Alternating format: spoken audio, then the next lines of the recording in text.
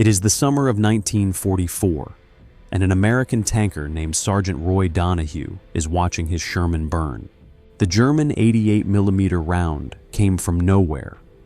Or rather, it came from a Panther that had been sitting in the shadows of a Norman hedgerow, hull down, invisible, waiting. Donahue's tank never had a chance. The round punched through the armor like paper through paper. The fuel ignited. 2 of his crew didn't make it out. He did, barely, and he stood in that French field watching the machine he'd crossed an ocean inside turn into a column of black smoke.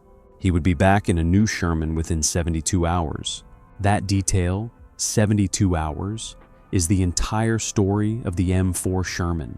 Not the burning, not the loss, the replacement, the fact that there was always another one coming. Always. Because the Sherman was not the greatest tank of the Second World War, by the metrics most people use to judge tanks. It was not the heaviest. Its gun was not the most powerful. Its armor was not the thickest. In a straight fight against a Tiger or a Panther, one-on-one, the Sherman lost more often than it won, and every man who climbed into one knew it. And yet the Sherman won the war. The Sherman is why you are living in the world you live in today. So what does that tell us about what war actually is? To understand the Sherman, you have to understand the problem it was built to solve. And the problem was not how to defeat a Tiger in a duel. The problem was how to get an armored force across an ocean, land it on a hostile beach, push it across a continent of broken infrastructure and defended rivers, and keep it fighting for months without the supply chain collapsing under its own weight. That is not an engineering challenge. That is a logistical and industrial civilization challenge, and it required a completely different kind of answer. The Sherman weighed 30 tons. The Tiger weighed 57. That difference is not a failure of American engineering. It is an engineering choice of extraordinary deliberateness. A Sherman could be transported in a standard cargo ship, multiple Shermans per ship. It could be driven off a landing craft directly onto a beach without special equipment. It could cross European bridges that would collapse under a Panther before the German crew had time to radio their position. It ran on a radial aircraft engine, the same engine that powered thousands of American aircraft, meaning spare parts existed everywhere.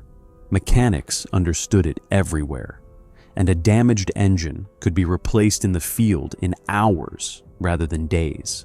That engine produced 500 horsepower to move 30 tons, which gave the Sherman a power-to-weight ratio almost identical to the Tiger's, despite being a fundamentally lighter, simpler machine.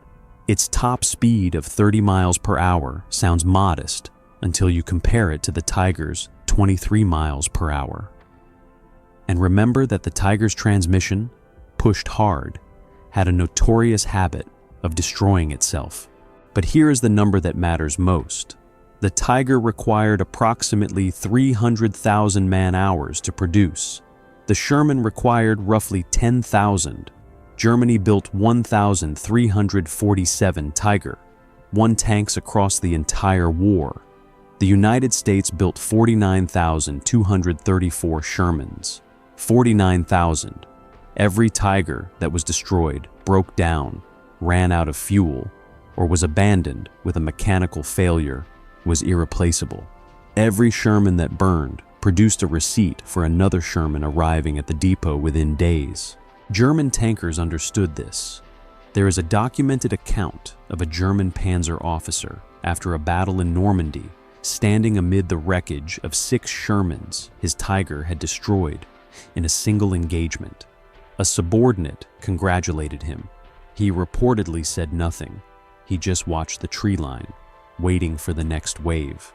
Because there was always a next wave, and there was never a next Tiger. What did this mean in practice on the battlefield? It meant that Allied commanders could accept loss ratios that would have broken any other army.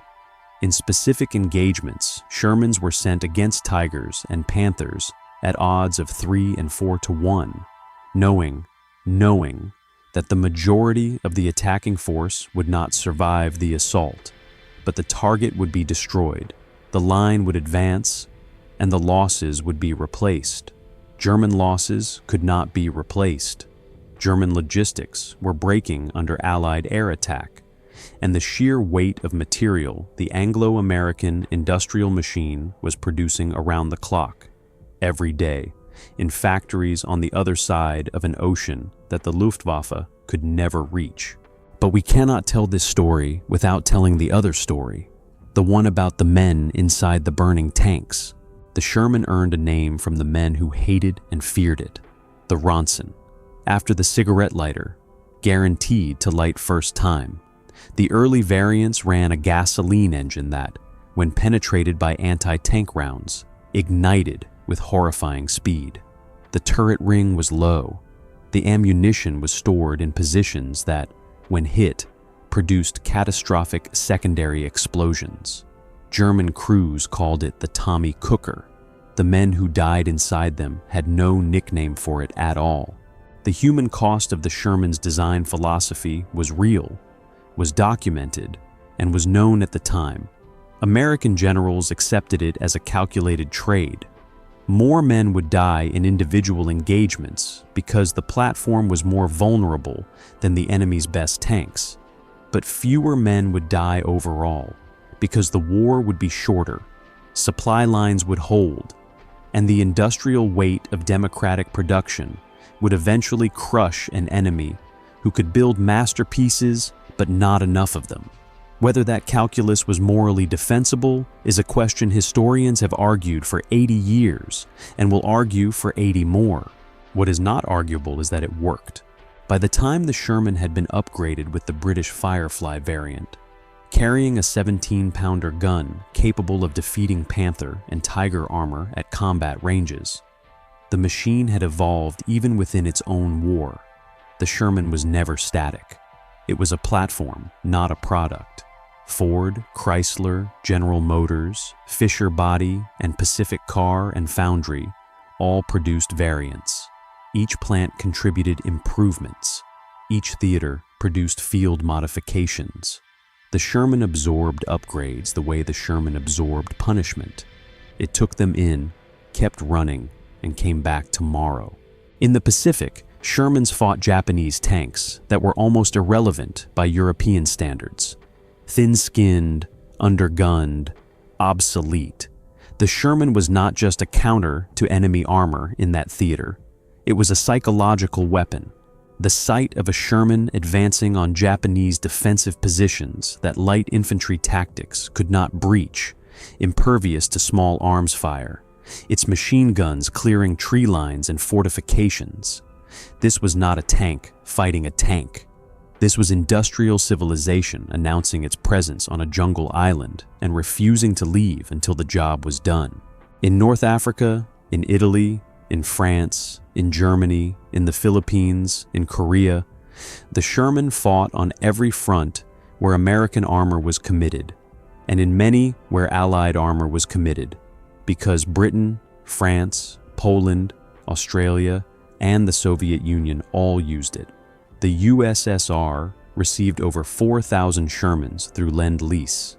Soviet tankers called it the M4, a transliteration of M4, and valued it highly for its reliability and its radio equipment, which was considerably better than Soviet domestic production. The Soviets knew something about what reliability in the field was worth. They had learned it the hard way. The legacy of the Sherman did not end in 1945.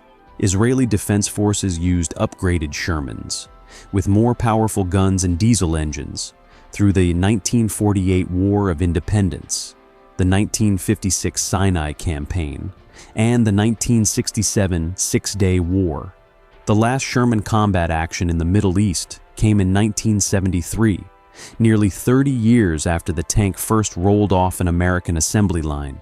A weapon designed to cross the Rhine was still fighting in the Sinai Desert a generation later because it was simple enough to maintain, adaptable enough to upgrade, and reliable enough to trust.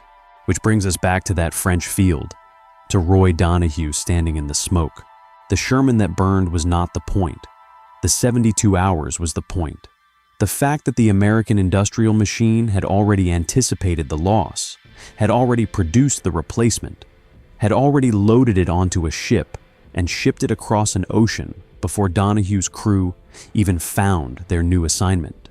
The German tanker who destroyed that Sherman with one shot from his Panther's superior gun was, in that moment, completely correct about which vehicle was better in a duel. He was also losing the war. Because the Sherman was never a weapon designed for duels, it was a weapon designed for a war, a specific kind of war, fought on a specific kind of scale, decided by a specific kind of logic that has nothing to do with which machine has the thickest armor or the most powerful gun. It was designed to be everywhere, always, in numbers that couldn't be answered, to be replaced, to be expendable in the service of a strategy that was not. It was the